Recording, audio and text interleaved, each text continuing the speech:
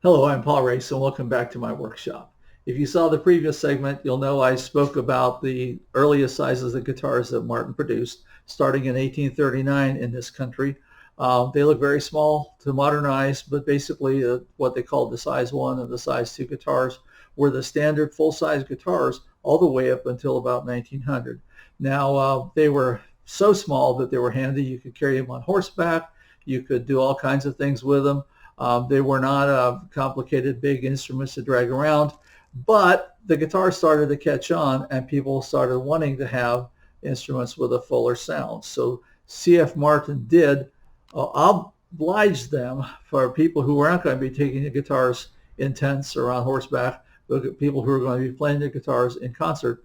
And he invented what they called the concert size guitar, which we call a size 0.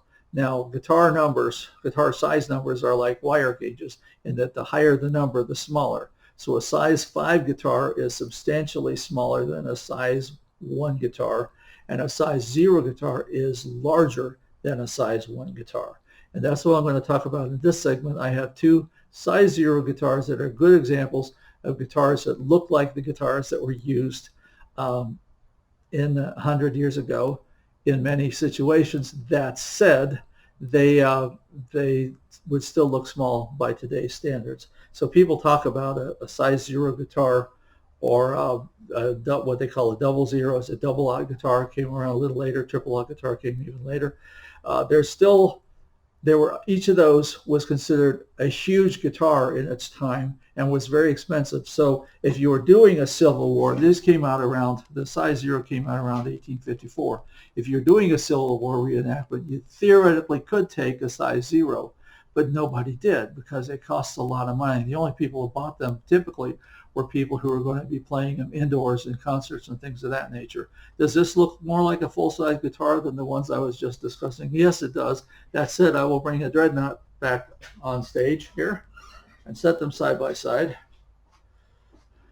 And you can see that compared to the dreadnought, it's still a little bit dinky, although the height is not that different. The width definitely is, and also the depth.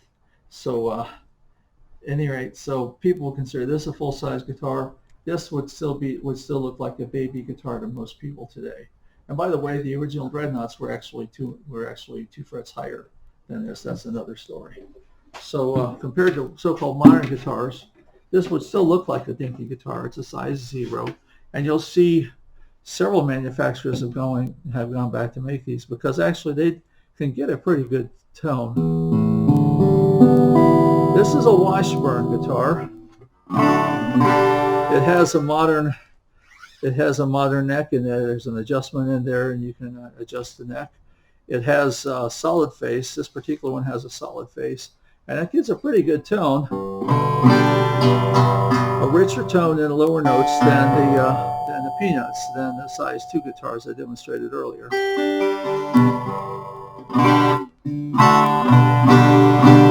But back in 1854, when these came out, they were expensive and they were considered oversized. They are about 3/4 of an inch wider than the size 1. They are 1.5 inches wider than the size 2s that I started out with.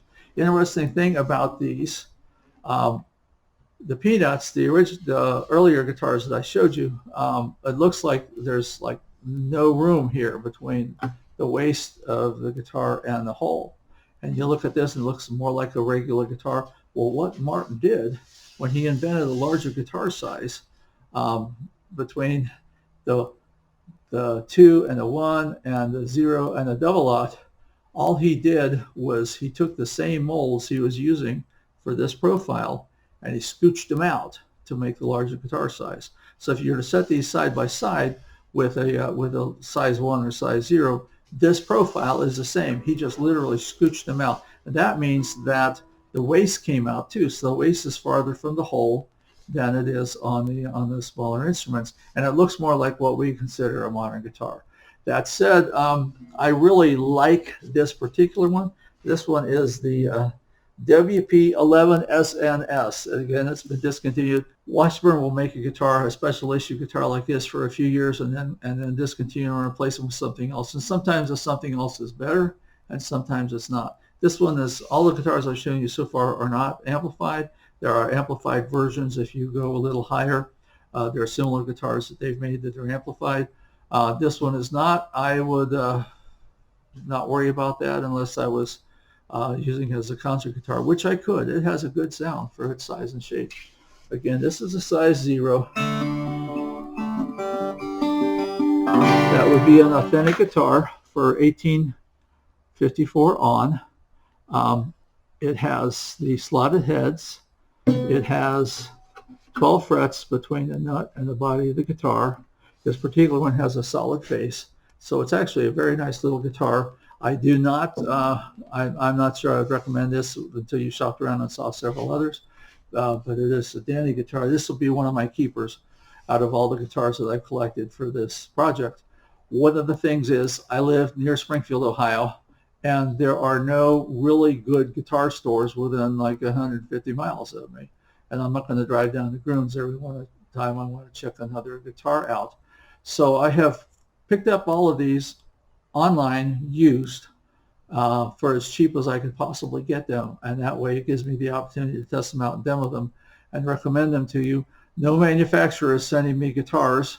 I'm not making any money off of these videos, but I wanted to give you an idea of what was available one time or another.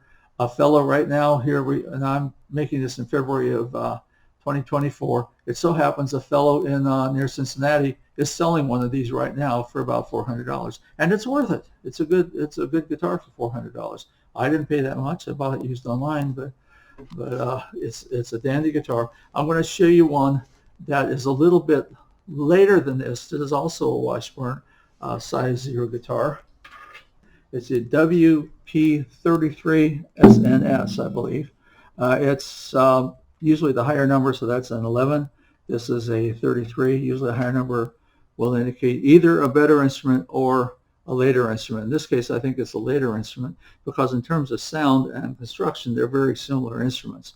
This has the Washburn head on it instead of the little star design on the other one. I like the star design better. I think it would look great in a saloon scene in the movie.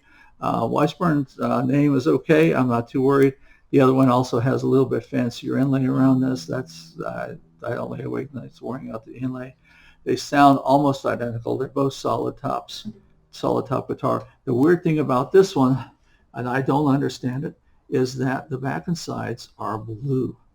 And it's hard to show that unless you just have crazy lighting. But the back and sides of this guitar are blue, so they call it a sapphire color.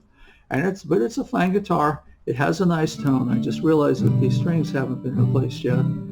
But when it has new strings, you can't really tell the tone of that guitar from the tone of this guitar. They're both size 0s, both made by Washburn, and they're handy guitars. If I was really picky and I was doing a reenactment where they were going to, there are reenactments where they literally check to see if you're wearing the right kind of shoelaces. If I was doing that kind of reenactment, I would choose the other one over this one. This one wouldn't be bad if I was on a stage somewhere and they wanted me to look old-timey. This would work as long as I didn't do a ZZ Top and flip it around.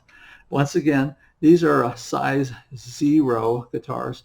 They do have a fuller sound than the size 1s and the size 2 that we talked about earlier. And in the next segment, I'm going to talk about some other guitars that are kind of in this class but are not exactly the kind of guitars you would ordinarily take to a reenactment. But I did want to show them since I have them on hand. And before I get rid of a couple of these, I will probably be selling this one and keeping that one. Once again, I've got to thin the herd. And one reason I'm doing these now is because it's gotten crazy. There are just too many of these little guitars laying around the house, and I only need a couple. So I'll be back in a few moments with another segment with a couple oddball guitars. They're kind of in this class that I wanted to just add to these presentations in case they were of interest to you. So have a great day.